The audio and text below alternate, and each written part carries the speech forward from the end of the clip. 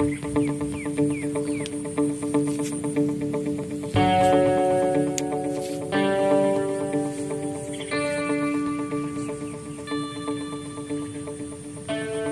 keponakan, apa kabar kalian?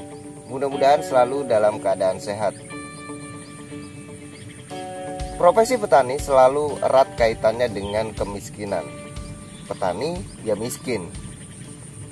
Itu persepsi yang muncul memang dari zaman dahulu kala. Nah, mengapa demikian? Dan mungkin saya akan sedikit bercerita dari zaman dahulu dulu lah. Nah, mungkin kita sama-sama mengetahui bahwasanya di negara kita pernah menganut sistem kerajaan, di mana sistem kerajaan pada saat itu menganut sistem sosial piramid atau sistem kekastaan. Nah, saya akan awali dengan sistem kekastaan atau sosial piramid pada zaman kerajaan terlebih dahulu. Mungkin bisa lebih dekat. Sebenarnya ada beberapa sistem ya. Ada yang 4, ada yang 5, ada yang 7. Nah, saya menggunakan yang 4. Nah, yang kasta pertama adalah Brahmana. Kasta Brahmana ini diisi oleh para ahli ilmu atau tokoh-tokoh agama, dan kemudian ada kesatria. Nah, golongan kesatria ini adalah golongan di mana yang memegang sistem pemerintahan di satu wilayah ataupun abdi dalam sebuah kerajaan. Nah, yang ketiga adalah Waisya. Nah, Waisya ini diisi oleh kaum pedagang. Dan yang keempat adalah Sudra. Nah, Sudra sendiri adalah kaum buruh, kemudian petani. Nah, dari sini saja kita sudah melihat bahwasanya profesi petani itu dimasukkan ke dalam kasta terbawah, ya, ini Sudra. Lalu kemudian setelah sistem kerajaan ini kita juga pernah dijajah oleh Belanda ya, atau Portugis, di mana kita dijajah itu selama 365 tahun. Walaupun sebenarnya tidak selama itu, karena memang mungkin kalian bisa mencari referensi lain bahwasanya sebenarnya negara kita tidak dijajah selama itu, karena sebenarnya kita juga dijajah oleh bangsa kita sendiri. Nah, kalian jika tidak percaya boleh mencari literatur sejarah tentang penjajahan bangsa kita. Lalu kemudian setelah penjajahan, ya katakanlah 365 tahun tersebut, maka pada tahun 1945 Indonesia merdeka. Kemudian Belanda alih-alih menawarkan satu, ibaratnya dia sudah menjajah sekian tahun, kemudian alih-alih dengan politik balas jasa, kemudian menyisipkan satu tawaran pada di mana di sana dia menaruhnya di beberapa titik. Salah satunya adalah kurikulum pendidikan, di mana menawarkan kepada bangsa Indonesia untuk kalian bisa menempati Sudra, bisa menempati kesatria, kasta kesatria, ataupun Waisya bisa menempati kasta Brahmana dengan yakni dengan pendidikan. Nah, makanya di pendidikan itu ada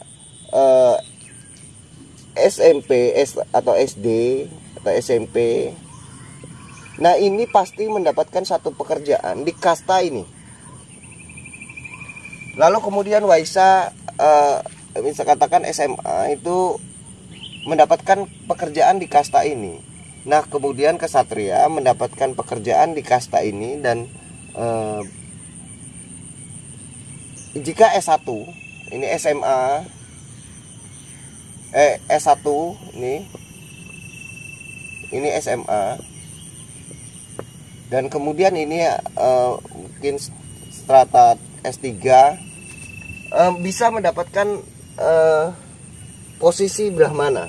Nah, saya ulangi ya, bahwasanya Belanda dengan politik balas jasanya menawarkan ke bangsa Indonesia bahwa kalian bisa, masyarakat biasa bisa menempati strata sosial ini dengan pendidikan. Nah, makanya pendidikan dibagi beberapa tingkatan. Nah, jika kita hanya mampu sekolah SD atau SMP, maka kemungkinan besar pekerjaan kita pada saat itu adalah petani ataupun buruh. Dan kemudian SMA itu kita bisa berwirausaha, buka toko ataupun pedagang. Nah, kemudian S1 kita sudah bisa menjadi pegawai negeri sipil, kemudian polisi, dan intinya yang bekerja di sistem pemerintahan yang berlaku. Nah, kemudian S3 kita bisa menjadi misalkan rektor, menjadi ahli ilmu di satu negara yang menentukan tentang peraturan-peraturan yang dibuat oleh kesatria.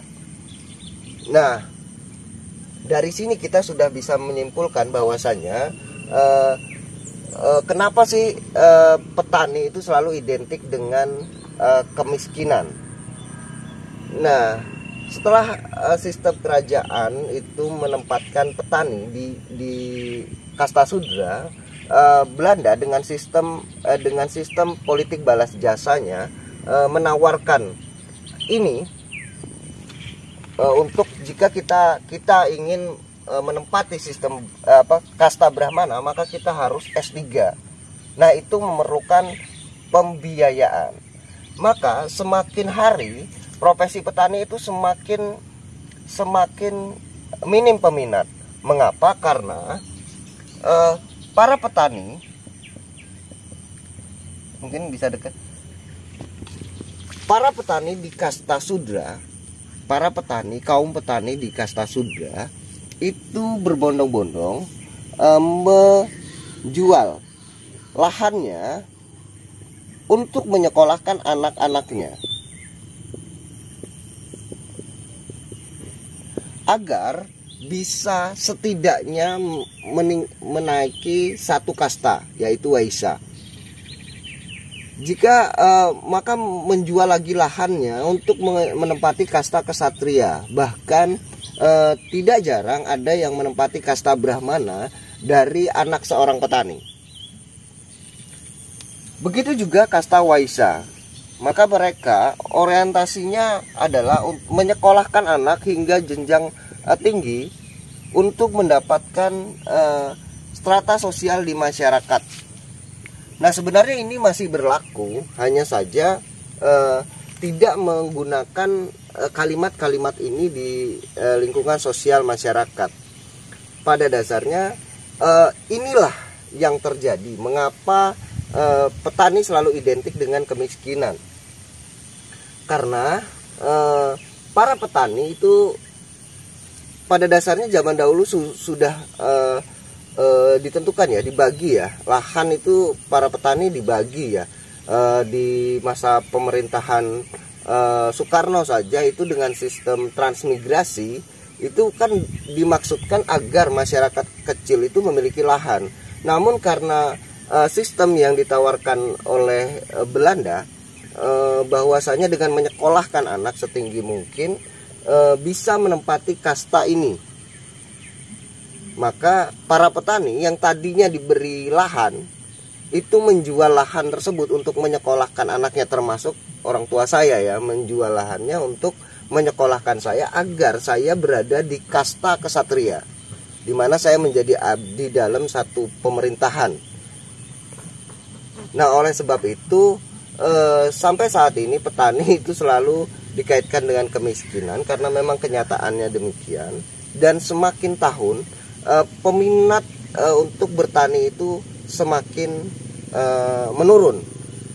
Inilah doktrinisasi dari sebuah pendidikan, bahwasanya dengan pendidikan kita bisa menempati strata sosial tertinggi. Lalu kemudian tidak cukup sampai di sini. Nah, dari hasil bertani kemudian jatuh ke pasar, itu juga ada sistem kekastaan. Di sini saya hapus dulu ya, lupa membawa penghapus ya, jadi saya menggunakan tangan saja. Mungkin di sini akan saya buat. Mengapa petani sekali lagi identik dengan kemiskinan? Karena memang ada strata sosial dari hasil produk pertanian. Misalkan di sini kita petani yang menghasilkan misalkan buah jambu ya, buah jambu. Maka kita akan menyetorkan ke tengkulak satu.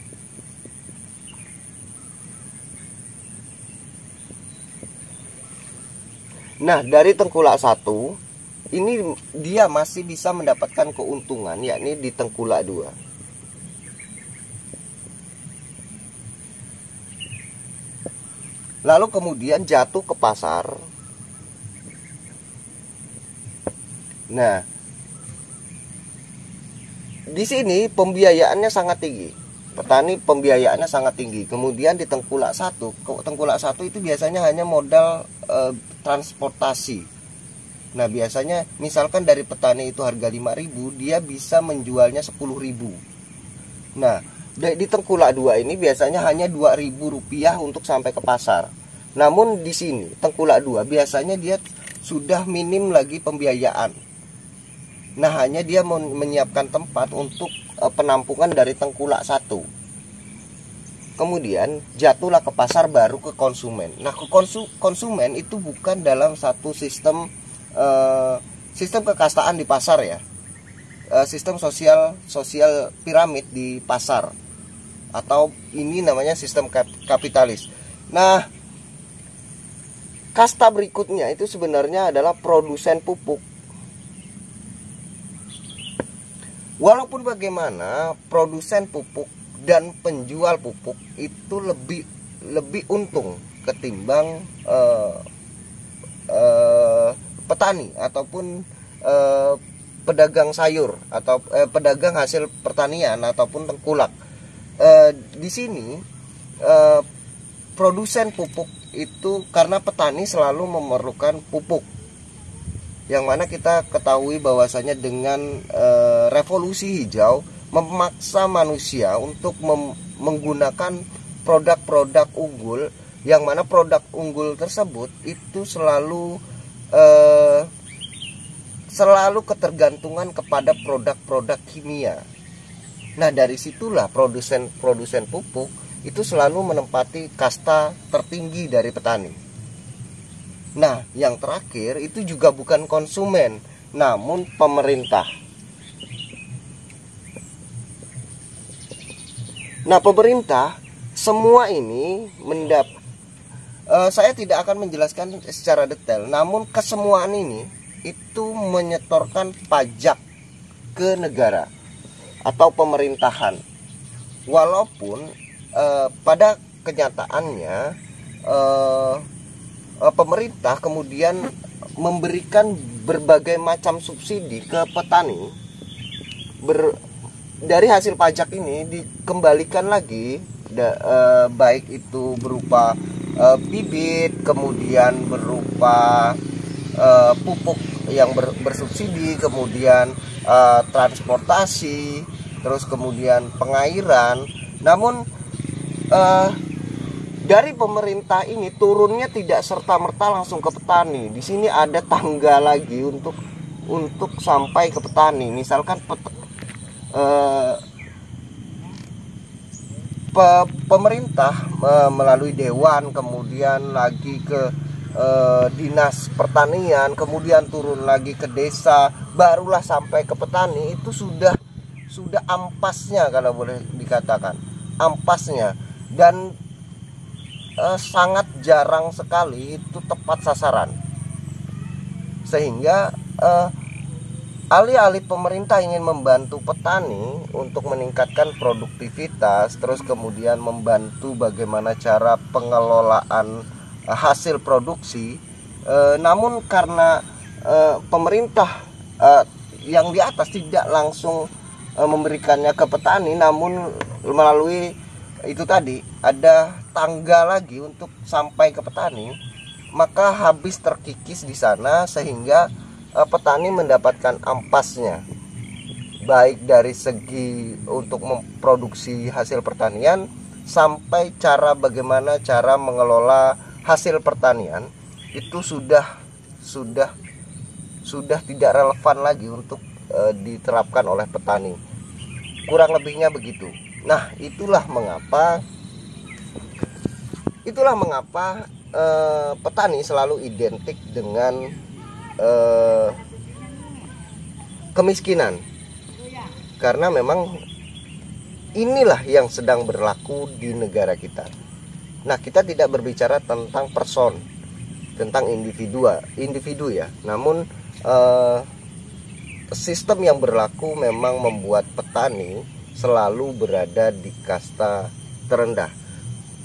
Pada dasarnya baik golongan Brahmana ataupun kesatria itu membutuhkan hasil produk pertanian karena butuh makan. Namun mengapa petani itu ditaruh di kasta terbawah? Seharusnya petani berada di kasta tertinggi. Nah, itu hanya terjadi pada zaman Nabi Muhammad, kemudian Nabi Isa, kemudian Nabi Yusuf. Nah, petani itu berada di strata sosial, kalau boleh dikatakan strata sosial, itu tertinggi. Walaupun pada dasarnya pada zaman itu duduk sama rendah, berdiri sama tinggi. Saya tidak bisa menjelaskan lebih jauh tentang sistem yang diterapkan oleh para nabi, karena agak sedikit beresiko ya. Namun mudah-mudahan apa yang saya sampaikan ini bisa menjawab pertanyaan kalian mengapa petani selalu berada di kasta sosial terendah dan erat kaitannya dengan kemiskinan. Terima kasih banyak sekali lagi sudah menyaksikan video saya kali ini. Salam buat keluarga Anda di rumah. Mohon maaf jika ada salah-salah kata dalam penyampaian. Mungkin cukup itu saja. Saya Adi Sulaksono. Sampai jumpa.